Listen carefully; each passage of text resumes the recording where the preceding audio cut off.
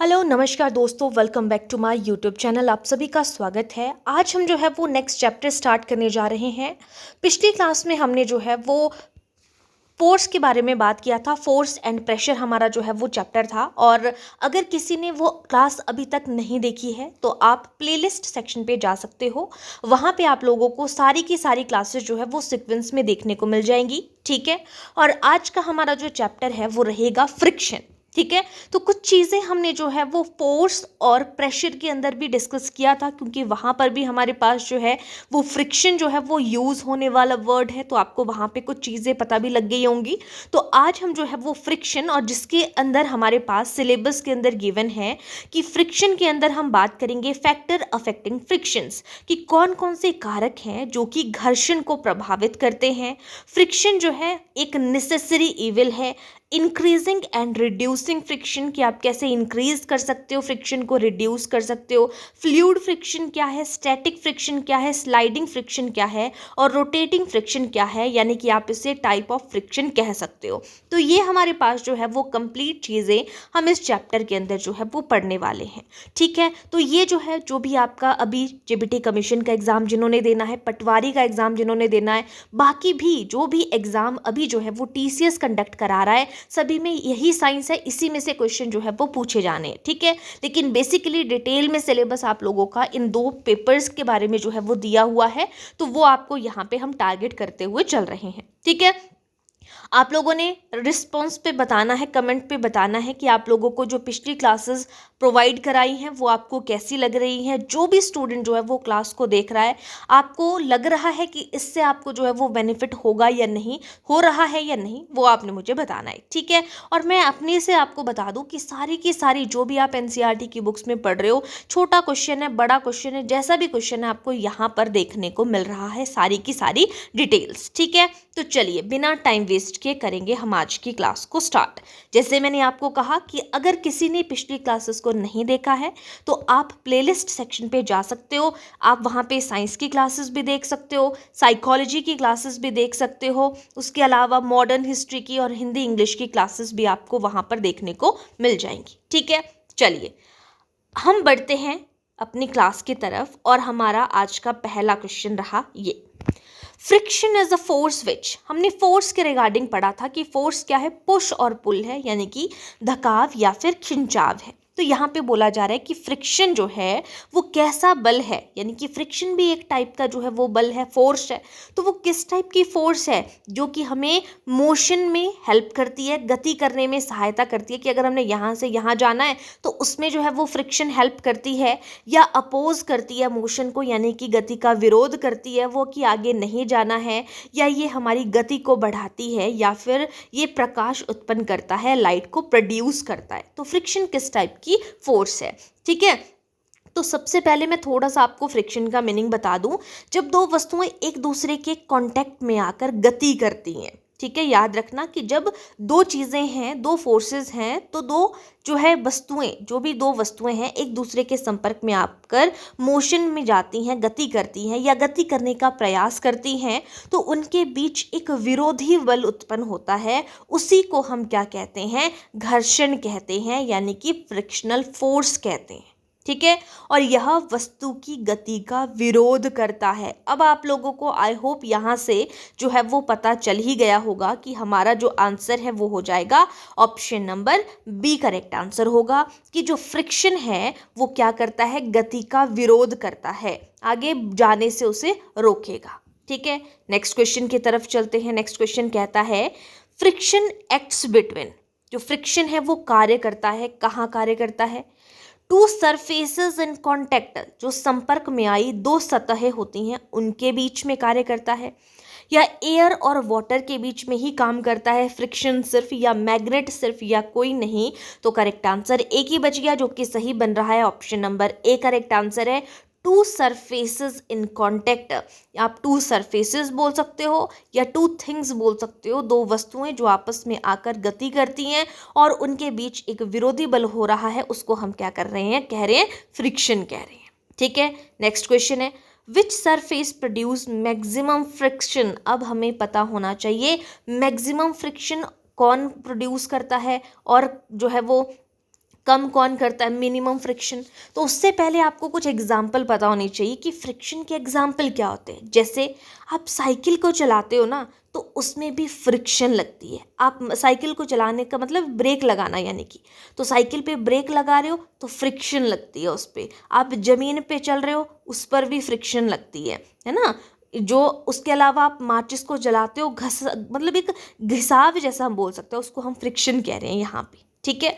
तो अब बताएंगे कि सबसे अधिक घर्षण कौन उत्पन्न करता है, स्मूथ सरफेस करता है, या फिर जो है वो रफ सरफेस करता है, या जो वेट सरफेस है यानी कि गीली सतह है, या पॉलिश की हुई सतह।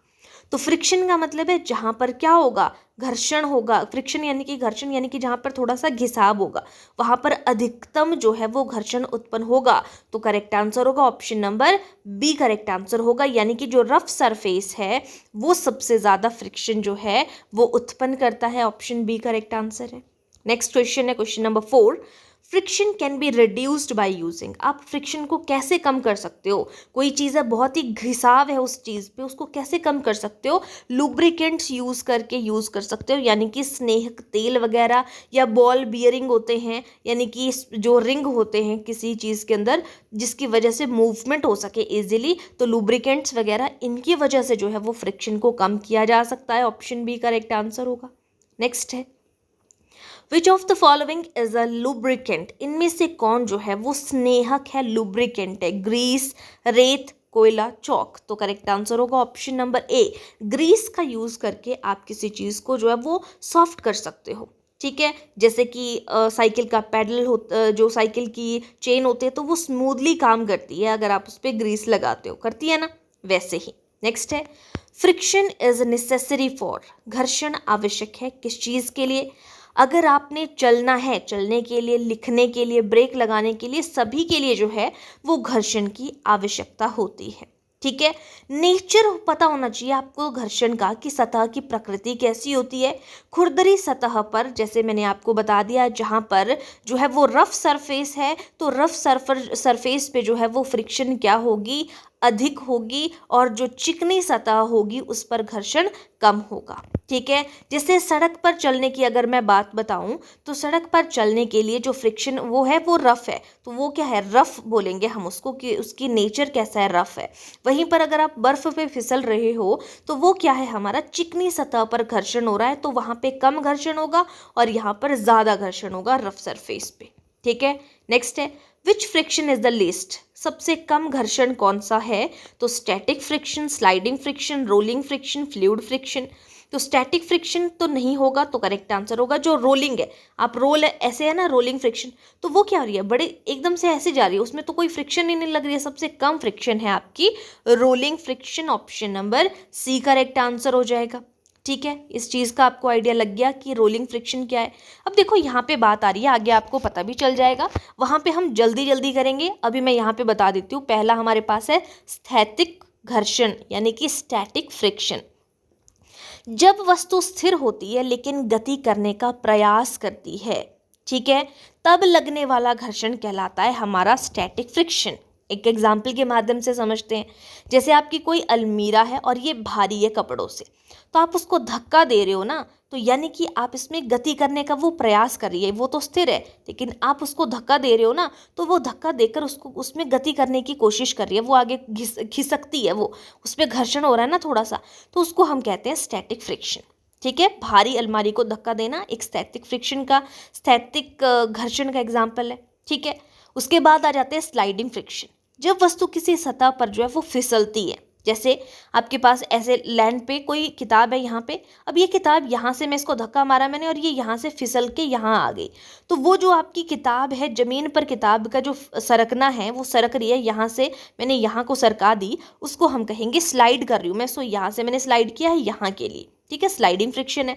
फिर आ जाता है रोलिंग फ्रिक्शन। रोलिंग फ्रिक्शन में सबसे कम फ्रिक्शन लगती है, ठीक है। जब वस्तुएं जैसे पहिया है या गेंद लुढ़कती है ना, तो उसको हम कहते हैं रोलिंग फ्रिक्शन। ये सबसे कम फ्रिक्शन है। जैसे साइकिल के पहिए हैं उसमें रोलिंग फ्रिक्शन होती है, ठीक है। और फ्लूइड फ्रिक्शन कोई टाइप ही नहीं है हमारे पास, ठीक है। ये तीन है मेन, ओके। अब क्वेश्चन पे चलते हैं। अब आपको पता चल गया यहाँ पे क्वेश्चन है स्टैटिक फ्रिक्शन, मैंने आपको बता दिया। जैसे अलमारी चल रही है ना, तो static friction acts when the object is, static घर्षण तब कार्य करता है जब वस्तु कैसी है, चल रही हो, लुढ़क रही हो, स्थिर हो या उड़ रही हो। तो अभी हमने कहा कि जो आपका स्टैटिक फ्रिक्शन है वो जो वस्तु है वो तो स्थिर है, लेकिन जब आप उसको वो गति करने का प्रयास कर रही है तो उसको हम क्या कहेंगे, ऑप्शन नंबर सी, यानी कि स्टैटिक फ्रिक्शन तब कार्य करता है जब वस्तु पहले किस में है, रेस्ट में है, फिर वो यहाँ से मूव करने की कोशिश कर रही है। ऑप्शन सी करेक्ट आंसर होगा। नेक्स्ट है sliding frictions occur when, sliding friction कब होती है, स्लाइड कर रही है, जैसे मैंने किताब बताया आपको वो फिसल रही है, ऑब्जेक्ट स्लाइड कर रहा है। Option number B correct answer होगा, है ना। Fluid friction is also called, fluid friction को क्या कहा जाता है, फ्लूइड फ्रिक्शन को प्रेशर, ड्रैग, फोर्स, मोशन, तो उसको ड्रैग कहा जाता है। ऑप्शन बी करेक्ट आंसर होगा। टाइप्स के अंदर तो हम फ्लूइड फ्रिक्शन को नहीं लेते हैं, लेकिन फिर भी मैं फ्लूइड फ्रिक्शन के बारे में आपको बता दूं। जब कोई वस्तु है वो किसी द्रव में गति करती है, आप उसमें द्रव में बोल सकते हो, जैसे कि अगर वो लिक्विड में या फिर जो है वो गैसेस में जो है वो कोई भी वस्तु है वो मूव करती है, गति करती है, तो द्रव द्वारा लगाया गया जो विरोधी बल होता है ना, जो मतलब फ्रिक्शन लगाई जाती है, विरोध में लगाई जाती है, उसको जो है वो द्रव फ्रिक्शन कहते हैं। जैसे हवा होती है ना, हवा चलती है तो हवा में जो है वो जैसे कार आप चला रहे हो तो आपको कैसे लगेगा, खिंचाव कैसा लगेगा, अपनी तरफ लगेगा कि ये तो हमें धक्का दे रही है ना। हवा में चलती हुई कार, पानी में तैर रही है नाव जैसे, है ना, तो वो कैसा होगा, आपको लगता है कि वो हमारे को पीछे की तरफ धक्का दे रही है। तो इसी को जो है वो पानी में तैरती नाव, हवा में चलती हुई कार, ये दो है, इनको क्या कहा जाता है, इसे ड्रैग कहा जाता है। फ्लूइड फ्रिक्शन को इसीलिए ड्रैग कहा जाता है। ठीक है, नेक्स्ट क्वेश्चन पे चलते हैं।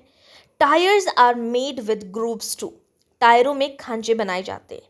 तो जो टायरों में खांचे बनाए जाते हैं वो क्यों बनाए जाते हैं, ताकि जो फ्रिक्शन है उसको कम किया जा सके, बढ़ाया जा सके, रिड्यूस किया जा सके वेट को, कि भार कम हो, या स्पीड को इंक्रीज किया जा सके। तो ऑब्वियसली फ्रिक्शन के बारे में हम बात करें तो खांचे बनाए जाते हैं ताकि जो ज़्यादा फ्रिक्शन ना हो, ज़्यादा फ्रिक्शन हो, ताकि एकदम से मतलब जैसे आपने ब्रेक लगानी है तो वो लग भी जाए आसानी से। अगर जैसे टायर जो है वो लुढ़क रहे हैं ना, तो अगर वैसे ही चलते रहेंगे तो ब्रेक्स ही नहीं लगेगी, गाड़ी को कैसे रोकेंगे, है ना। तो टायरों में खांचे बनाए जाते हैं ताकि उनको रोकना है तो फ्रिक्शन को इंक्रीज करने के लिए लगाए जाते हैं वो, ठीक है, कि टायर जो है वो लुढ़क कर चला ना जाए। ऑप्शन बी करेक्ट आंसर है। ये क्वेश्चन मैंने आपको पीछे भी बताया था। बॉल बियरिंग क्यों यूज़ किए जाते हैं, लुब्रिकेंट क्यों यूज़ किए जाते हैं, तो वो increase friction, reduce friction, increase pressure, stop motion. तो बॉल बियरिंग जो है वो फ्रिक्शन को कम करने के लिए लगाए जाते हैं। लुब्रिकेंट्स जो ऑयल वगैरह है, ग्रीस वगैरह है, वो भी फ्रिक्शन को कम करने के लिए लगाए जाते हैं। ऑप्शन बी करेक्ट आंसर है। नेक्स्ट है which of the following is an example of rolling friction, का एग्जाम्पल क्या है, लुढ़कती हुई बॉल सबसे पहली ऑप्शन ही हो जाएगी। स्लाइडिंग बुक किसका एग्जाम्पल है हमारे पास, जो स्लाइडिंग फ्रिक्शन है। ठीक है, समझ आ गई बात। नेक्स्ट क्वेश्चन पे चलते हैं। फ्रिक्शन प्रोड्यूसेस, जो घर्षण है वो क्या उत्पन्न करता है, जैसे जितना ज़्यादा, जैसे आपने देखा होगा कि जैसे कोई टायर है वो रगड़ गया, बड़े ज़ोर से उसमें फ्रिक्शन हुई, है ना, तो उसमें क्या होगा, आप देखोगे टायर क्या होगा, गर्म होगा, यानी कि उसमें ऊष्मा उत्पन्न होती है। ऑप्शन ए करेक्ट आंसर है। नेक्स्ट है विच फैक्टर अफेक्ट्स फ्रिक्शन, घर्षण को कौन प्रभावित करता है। अभी हमने स्टार्टिंग में ये भी बात की थी कि आपको जो है वो इसके प्रभावित भी पता होना चाहिए कि कौन प्रभावित कर रहा है, कौन कौन से कारण हो सकते हैं घर्षण को प्रभावित करने वाले। तो यहाँ पे आपको मैंने बताया था कि खुरदरी सतह पर घर्षण अधिक होता है और चिकनी सतह पर जो घर्षण है वो कम होता है। सड़क पर हम चलते हैं, है ना, तो सड़क पर चलना आसान होता है, किसकी वजह से, खुरदरी जो सतह है उसकी वजह से। बर्फ पर फिसल जाते हैं तो ये उसका नेचर है सारे का सारा। वेट की बात करें तो भारी वस्तुओं में घर्षण जो है वो अधिक होता है और हल्की वस्तुएं होती है तो वो ज़्यादा उसमें जो है वो घिसाव नहीं लगता, यानी कि उसमें कम घर्षण होता है। ठीक है, घर्षण जो है वो हमने बोला था एक नेसेसरी इविल भी है इसी वजह से। ठीक है, तो यहाँ पे घर्षण को कौन प्रभावित करता है, नेचर, वेट या चिकनापन या ये सभी? तो ये सभी चीज़ें करती हैं। Option number D correct answer है। अभी मैंने इनके बारे में बता दिया। जब हम नेचर के बारे में बात कर रहे हैं तो नेचर में कि वो जो आपकी खुरदरी सतह है, चिकनी सतह है, वो उसका नेचर है। वेट है कि भारी वस्तुओं और जो उसका हल्की वस्तुएं हैं उसमें कम घर्षण होगा, भारी वस्तुओं में घर्षण ज़्यादा होगा। स्मूथनेस यानी कि चिकनापन, इसीलिए सारी ऑप्शंस करेक्ट हैं। नेक्स्ट है, why do athlete wear spiked shoes? आपने देखा है कि जो खिलाड़ी होते हैं वो स्पाइक्ड शूज़ पहनते हैं। तो वो क्यों पहनते हैं? ताकि वो फिसले ना। और क्या होगा उससे, जो फ्रिक्शन है वो बड़े मतलब वहाँ पे, तो खिलाड़ी जो है वो स्पाइक शूज़ इसीलिए पहनते हैं फिसलने की फिसले ना। तो इंक्रीज फ्रिक्शन को बढ़ाने के लिए ऑप्शन बी करेक्ट आंसर है। नहीं तो वो जो है वो ट्रैक होता है ना, उस पर वो फिसल जाएंगे। नेक्स्ट है, friction is also called is necessary evil because, क्यों कहा जाता है? क्योंकि इट इज़ ऑलवेज हार्मफुल, जो घर्षण है हमेशा हानिकारक होता है। इट इज़ ऑलवेज यूजफुल, या it has both advantage and disadvantage, इसके लाभ और हानि दोनों हैं। तो फ्रिक्शन की दोनों चीज़ें हैं, इसीलिए हम इसको जो है वो नेसेसरी इविल कहते हैं, आवश्यक बुराई कहा हमने इसे। जहाँ पे ज़रूरत है ब्रेक लगाने की वहाँ पे ये हमारे लिए अच्छी है, और जहाँ पे जो है वो स्लाइड करने वाली चीज़ है वहाँ पे ये जैसे कोई चीज़ जैसे ना रुके उसके लिए बुरी भी है ना। नेक्स्ट है, which friction acts in liquid and gases? तरल और गैसों में कौन सा घर्षण कार्य करता है? ये भी मैं आपको बता चुकी हूँ। स्टैटिक में पहले तो रेस्ट में होती है, बाद में वो खिसकने का प्रयास कर रही है, मोशन में जाने का प्रयास कर रही है।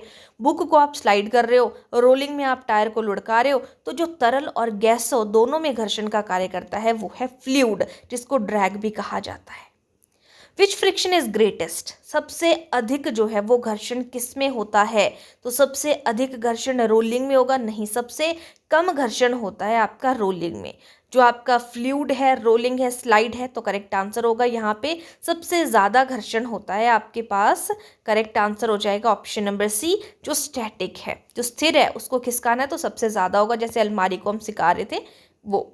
नेक्स्ट है, एग्जाम्पल ऑफ फ्लूइड फ्रिक्शन। द्रव घर्षण का एग्जाम्पल क्या है? आप वायु प्रतिरोध हो रहा है, वायु रुक रही है, तो यही हमने पढ़ा था कि जैसे आपकी ये कहेंगे जैसे नाव चलती है या जो है गाड़ी जो है हवा में गाड़ी चल रही है, तो वो वायु का प्रतिरोध हो रहा है, वो उसको आगे जाने से रोक रही है ना। तो ये ऑप्शन ए करेक्ट आंसर है। Lubricants are used in machines to, मशीनों में स्नेहक का यूज़ किया जाता है। क्यों? घर्षण बढ़ाने हेतु, घिसाव कम करने हेतु, ऊष्मा बढ़ाने हेतु, गति रोकने के लिए। तो लुब्रिकेंट का यूज़ किया जाता है, जो घिसाव हो रहा है ना, कि वो आराम से चले, ज़्यादा घिसे ना, उसके लिए लुब्रिकेंट यूज़ किया जाता है। ऑप्शन बी करेक्ट आंसर है। रिड्यूस बियर एंड टियर, घिसाव कम करने हेतु लुब्रिकेंट्स का यूज़ किया जाता है। नेक्स्ट है question number 22, which one is not a type of friction? इसमें से फ्रिक्शन का टाइप कौन सा नहीं है? स्टैटिक भी है, स्लाइडिंग भी है, रोलिंग भी है, मैग्नेटिक नहीं है। क्योंकि मैग्नेटिक क्या था? नॉन कॉन्टैक्ट फोर्स था, और ये मैंने आपको पिछली क्लास में बताया हुआ है। आप लोगों के लिए क्वेश्चन है यहाँ पे, आपने मुझे बताना है कि जो नॉन कॉन्टैक्ट फोर्स है उसमें कौन कौन सी फोर्सेस आती हैं। कॉन्टैक्ट फोर्स और नॉन कॉन्टैक्ट फोर्सेस मैंने आपको बताई थी। तो नॉन कॉन्टैक्ट फोर्स एक तो मैग्नेटिक है, और कौन सी है ये आप लोगों के लिए होमवर्क है, आपने मुझे बताना है। इससे पता चलेगा कि कौन सा स्टूडेंट कितनी अच्छे से जो है इन सारे क्वेश्चंस को देख रहा है, और कौन जो है कितनी अच्छे से बेहतरी से तैयारी कर रहा है। ठीक है, चलिए नेक्स्ट क्वेश्चन पे चलते हैं। फ्रिक्शन डिपेंड्स ऑन, जो घर्षण है वो निर्भर करता है roughness of the nature, nature कितना रफ है या सरफेस कितना रफ है। फोर्स प्रेसिंग सरफेस, सतहों पर लगने वाले बल की वजह से। नेचर ऑफ सरफेस, तो इन सभी के ऊपर डिपेंड करता है ऑप्शन नंबर डी। ठीक है, कि सरफेस रफ है या स्मूथ है। नेचर मैंने आपको स्टार्टिंग में बताया था, सरफेस का नेचर कैसा है, यानी कि सतह पर लगने वाला बल जो है वो लग रहा है, उसको हम कहेंगे फ्रिक्शन। इसके इन सभी के ऊपर डिपेंड करती है। नेक्स्ट है, which vehicle part works due to friction? वाहन का कौन सा भाग घर्षण के कारण जो है वो कार्य करता है? तो कौन सा भाग है? ब्रेक है, हॉर्न है, मिरर है, लाइट है। तो यहाँ पे कौन सा भाग, जब घर्षण हो रहा है ना एकदम से, तो उस पर जो है वो कौन काम करता है? तो वो करता है ब्रेक। ठीक है, घर्षण के लिए ब्रेक, घर्षण के समय ब्रेक काम करती है, क्योंकि जैसे ब्रेक लगा रहे हो तभी घर्षण होगा।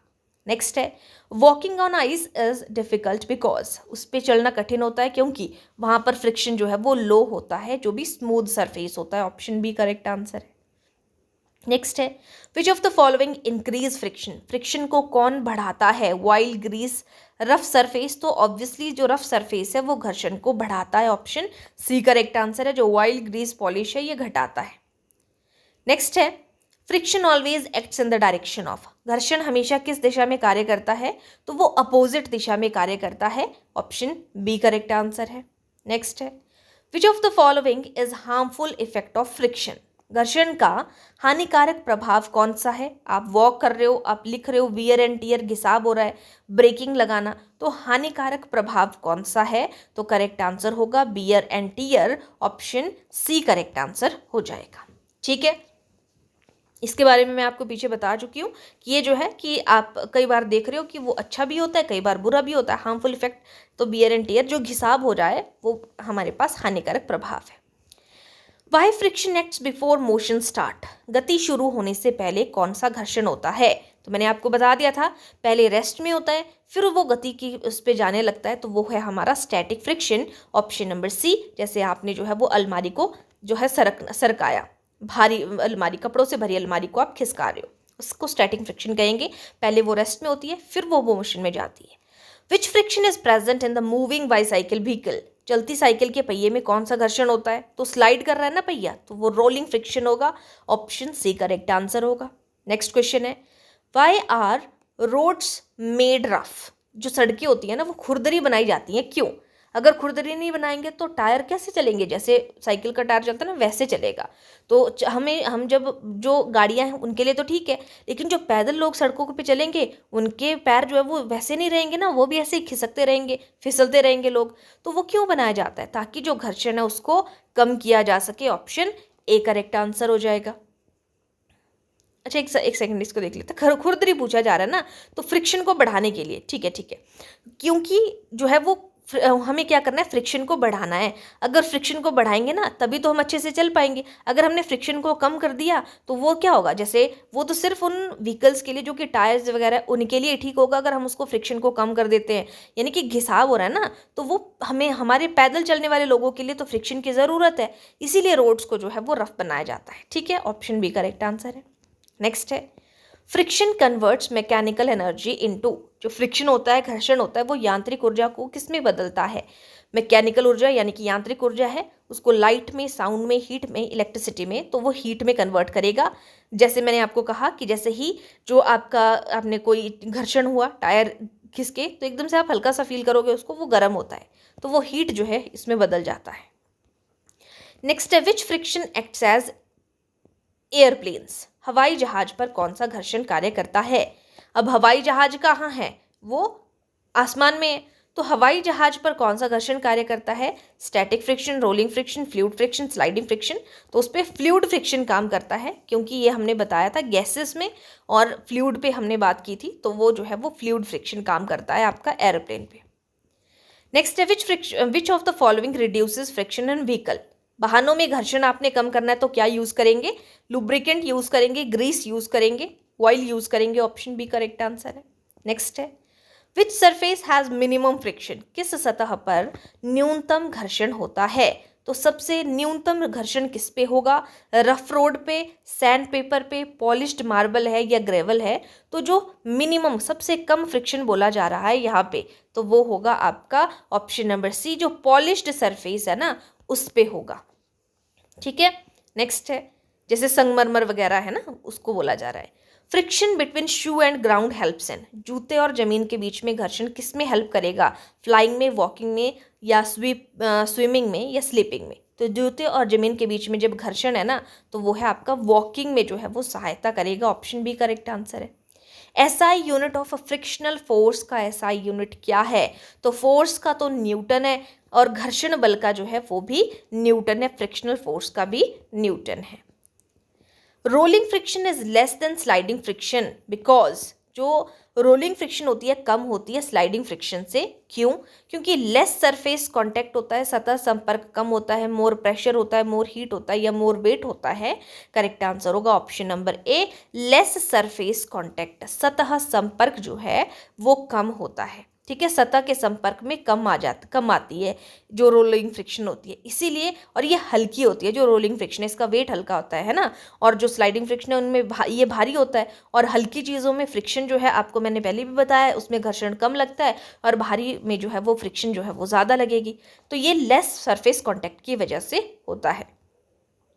नेक्स्ट है, which of the following is an example of sliding friction. का एग्जाम्पल क्या है? स्लाइड हो रही है कोई चीज़, ठीक है, जैसे किताबों को हमने जो है वो स्लाइड किया, तो स्लाइड यहाँ पे स्लाइडिंग सूटकेस को आप जो है वो यहाँ से वहाँ कर रहे हो, तो ये है, ठीक है। रोलिंग टायर कैसा है? टायर को ये आपका क्या क्या कहा था मैंने? रोलिंग फ्रिक्शन का एग्जाम्पल है, ठीक है। बर्ड फ्लाई कर रहे हैं, ये आपके पास फ्लूइड फ्रिक्शन का एग्जाम्पल है। फ्लोटिंग बोट है, ये भी फ्लूइड फ्रिक्शन का एग्जाम्पल है। नेक्स्ट है, which friction helps vehicle stop. Vehicle को स्टॉप करने में कौन सा हेल्प करता है? Friction and brakes. अभी हमने बात की थी, ब्रेक्स इंपॉर्टेंट होती है उसके लिए, तो ऑप्शन बी करेक्ट आंसर है, ठीक है। तो इस क्लास में हम जो है वो 40 क्वेश्चंस को ही डिस्कस करेंगे, ठीक है। और यहाँ से आगे जो आपके नेक्स्ट क्वेश्चन रहेंगे, टोटल हम जो है वो 90 to 100 क्वेश्चन इस क्लास में डिस्कस करेंगे इस चैप्टर में। और यहाँ से अब आपको अच्छे से पता चल जाएगा कि किस तरीके की चीज़ें आपने देखनी है। देखो, मैं सबसे पहले आपको सिलेबस बता रही हूँ कि ये चीज़ आपके सिलेबस में गिवन है, हमने ये पॉइंट्स पढ़ने हैं, ठीक है। और मैं नहीं बोलती कि आपको कहीं पर ये चीज़ नहीं मिलेगी, ये सारी चीज़ें आपको मिल सकती है, यूट्यूब पे बहुत कुछ मिलेगा, ठीक है। लेकिन यहाँ पे आपको जो कॉन्सेप्ट है वो भी मैं समझा रही हूँ, साथ में आप क्वेश्चंस भी देख रहे हो कि किस तरीके के क्वेश्चंस आपको यहाँ पे देखने को मिलेंगे इस चैप्टर से।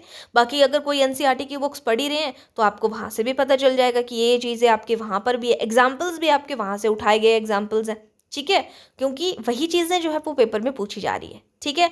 तो अगर आप लोगों को जो है वो पिछली क्लासेस को देखना है, जिन्होंने अभी तक पिछली क्लासेस को नहीं देखा है, फर्स्ट टाइम पे मेरी क्लास आप लोगों के पास पहुंच रही है, let's learn with Rekha ma'am करके जो आपके चैनल है, तो आप जो है प्लेलिस्ट पे जा सकते हो, वहाँ पे सारी की सारी क्लासेस आपको वहाँ पे देखने को मिल जाएंगी सीक्वेंस में।